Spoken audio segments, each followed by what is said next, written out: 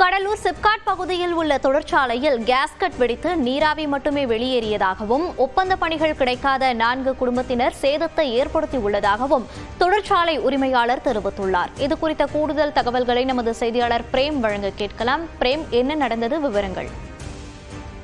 மோனிஷா, நேற்று முன்தினம் சிப்காட் பகுதியில் இயங்கி வரக்கூடிய கிரிம்சன் ஆர்கானிக் பூச்சிக்கொல்லி மருந்து தயாரிக்கக்கூடிய ரசாயன தொழிற்சாலையில் கேஸ்கட் வெடித்து விபத்து ஏற்பட்டது.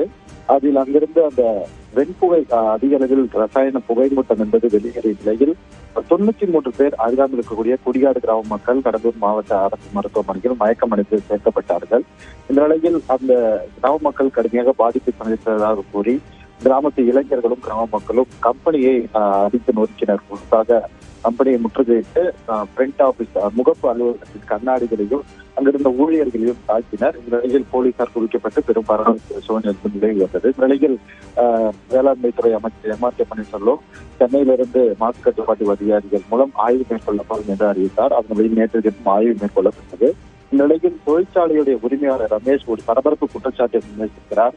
தொழிற்சாலையில் வெடித்தது கேஸ்கட், ஆனால் அதன் மூலம் வெளியானது நீராவி மட்டுமே, எந்தவித பாதிப்பும் இல்லாத புகைமூட்டம் மட்டுமே வெளியேறியது. ஆனால் தொழிற்சாலையில் உள்ளே இருந்த பணியாளர்களுக்கு எந்தவித பாதிப்பும் ஏற்படவில்லை. ஆனால் 500 மீட்டருக்கு அப்பால் இருக்கக்கூடிய மக்களுக்கு எப்படி பாதிப்பு ஏற்படும் என்ற கேள்வியை எழுப்பியிருக்கிறார். தொடர்ந்து தொழிற்சாலையில் ஒப்பந்த பணிகள் கிடைக்கப்பெறாத ஒரு 4 குடும்பத்தினர் இந்த திட்டமிட்ட சதியினை ஏற்படுத்தியிருக்கிறார்கள். அவர்கள் நோக்கம் என்னவென்றால் ஊழியர்களை தாக்கிவிட்டு உள்ளே வந்து கம்பெனியை சேதப்படுத்த வேண்டும், பெருமளவில் விபத்தை ஏற்படுத்த வேண்டும் என்பதற்காகவே இவர்கள் செயல்படுத்துகிறார்கள். இது குறித்து சிசிடிவி காட்சிகளை வெளியிட்டிருக்கிறார். அதில் தெளிவாக தெரிகிறது.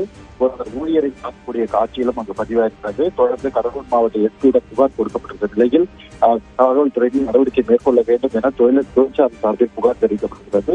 இந்த விபத்து தொடர்பாக 2 மாசு கட்டுப்பாட்டு வாரிய அதிகாரிகளும் சஸ்பெண்ட் செய்யப்பட்டிருக்கிறார்கள். மனுஷா, விவரங்களை பதிவு செய்தமைக்கு நன்றி பிரேம்.